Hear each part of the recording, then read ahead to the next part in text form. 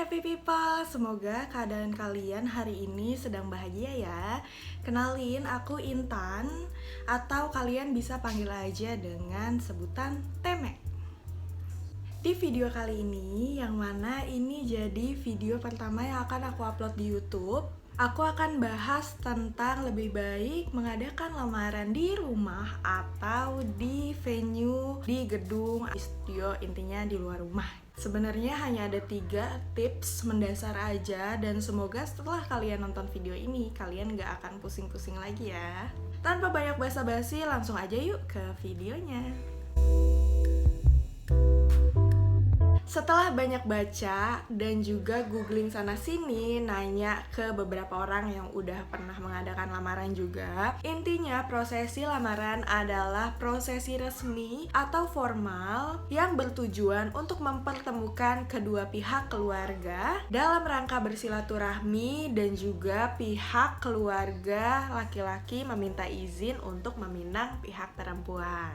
Kalau dalam Islam namanya adalah hitbah atau meminta izin untuk menjadikan calon pasangan suami istri yang sah. Nah, dari penjelasan tersebut sebenarnya udah jelas banget ya. Tapi kadang kita malah bingung nih, mau ngadain acara lamaran di rumah aja atau harus di luar rumah, harus di resto atau di studio atau mungkin di villa, atau gimana sih caranya nentuin venue untuk mengadakan lamaran ini. Oke, sebenarnya sebelum ini terlalu jauh, aku pengen kasih tahu dulu kalau video ini lebih diperuntukkan oleh mereka atau pasangan yang mengurus acaranya berdua atau secara mandiri. Beda lagi kalau misalnya kalian sudah diurus sama orang tua, atau mungkin emang pihak orang tua banyak ikut campur tangan, itu udah beda kondisi ya. Jadi di sini aku lebih fokusin sama mereka yang memang pengen nih ngurus acaranya itu secara berdua aja atau secara mandiri. Tips yang pertama adalah diskusi bersama. Lah, kok tips pertamanya malah diskusi? Ini adalah part yang emang sering dilewatin oleh pasangan yang mau mengadakan acara lamaran ataupun pernikahan sebenarnya. Terkadang karena acara lamaran ini lebih diperuntukkan oleh pihak perempuan yang mengadakan acaranya, jadi semuanya itu diurus sama pihak perempuan tanpa diskusi terlebih dahulu. Hasilnya pasti akan ada aja hal-hal yang di tengah jalan bikin pusing atau nggak sesuai rencana, bikin ruwet kepala kalau misalnya di awal itu belum didiskusikan secara clear dan jelas semuanya gitu, benar-benar semua inti dari acara lamaran ini. Karena kalau tujuannya hanya bersilaturahmi dan ingin meminang aja, di rumah pun udah cukup banget dan terkesan lebih intimate walaupun acaranya sederhana. Tapi ingat ya guys, maknanya itu tetap besar banget gitu walaupun acaranya diadakan di rumah. Tapi kalau misalnya tujuannya ada hal lain seperti mengundang orang-orang yang dirasa sangat dihormati ataupun dirasa penting, terus kondisi rumah yang kurang memungkinkan untuk mengadakan acara yang besar, banyak orangnya gitu, atau menjadi impian kalian seumur hidup, jadi kalian punya bayangan sendiri tentang lamaran kalian mau seperti apa, memilih lamaran di venue gedung atau di restoran itu pun gak jadi masalah. Yang jadi masalah itu ketika kalian memaksakan kehendak, memaksakan diri, dan memaksakan keadaan. Jadi balik lagi, jangan lupa untuk diskusi dulu nih sama calon pasangan kamu atau keluarga kamu juga ya, ibu atau ayah kamu gitu, untuk merestui kalian bikin acara di mana gitu. Benar-benar intinya harus diskusi dulu ya guys. Yang kedua adalah kenyamanan bersama, dan menurut aku pribadi ini tuh sebenarnya penting banget. Jangan sampai kalian lewatin untuk masalah kenyamanan ini, karena kenyamanan ini pun sifatnya subjektif. Jadi baiknya memang perlu memperhatikan kondisi keluarga dari kedua belah pihak, dari calon kamu dan juga diri kamu sendiri. Perlu di notes banget kalau misalnya ini tuh harus disesuaikan dengan kondisi keluarga kamu dan juga calon pasangan kamu, bukan kondisi orang lain. Bukan karena lihat acara orang lain lebih mewah, bukan karena lihat acara teman mengadakannya di gedung, atau bukan juga karena acara lamaran beneran selebgram ini tuh bagus di gedung, artis-artis ibu kota tuh bagus banget di outdoor. Itu sama sekali jangan. Jadi memang kenyamanan ini harus disesuaikan dengan keluarga kedua belah pihak dari kamu dan calon pasangan kamu. Contoh, kalau misalnya keluarga kamu ingin masak-masak, ingin bantu-bantu seluruh acara lamaran kamu, itu ada baiknya dan lebih bagus dibicarakan di rumah aja. Atau kalau misalnya keluarga kamu udah cukup ngerasa silaturahmi antara keluarga inti diadain di rumah, itu udah pas dan oke banget. Kalau karena kondisi di rumah kamu itu berada di gang sempit atau nggak ada lapangan yang luas untuk tempat parkir, atau juga kurang nyaman kalau misalnya melakukan acara di rumah, kamu bisa menentukan untuk bikin acara lamaran kamu di venue atau di restoran, di studio, dan yang lain-lainnya.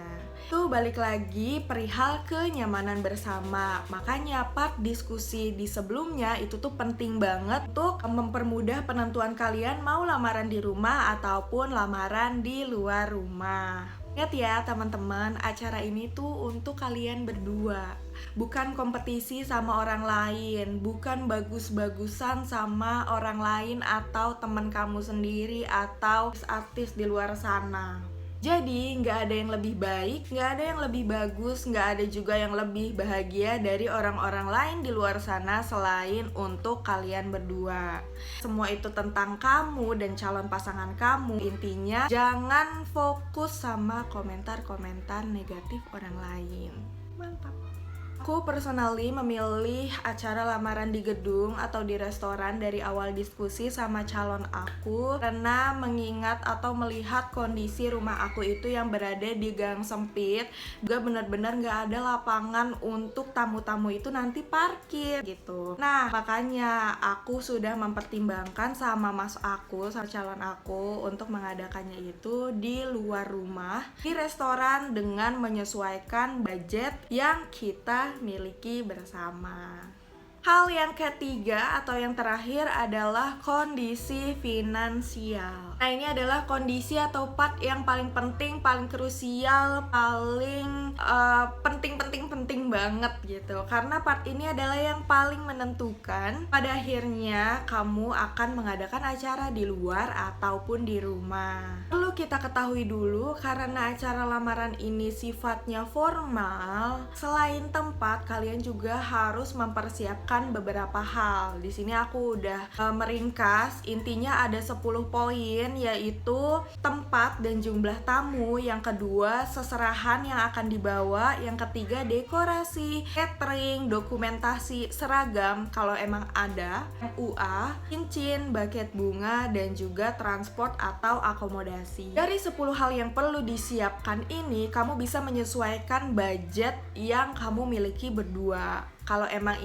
ingin berhemat, low cost atau low budget, hal yang paling bikin anggaran kamu itu hemat adalah tempat. Nah, rumah itu udah pasti cocok banget untuk kamu yang ingin berhemat karena nggak ada tempat yang lebih murah dibandingkan di rumah sendiri karena zero cost. Maupun di lapangan ataupun di aula Karang Taruna ataupun di masjid, di resto, apalagi di villa, itu tuh semuanya pasti ada biaya untuk sewa tempat, kebersihan, keamanan, dan lain-lainnya. Dan memang mengadakan acara lamaran di rumah lebih terkesan intimate dan personal karena kita ngadainnya itu ya emang di rumah sendiri gitu. Jadi emang pasti rasanya itu lebih sederhana namun bermakna.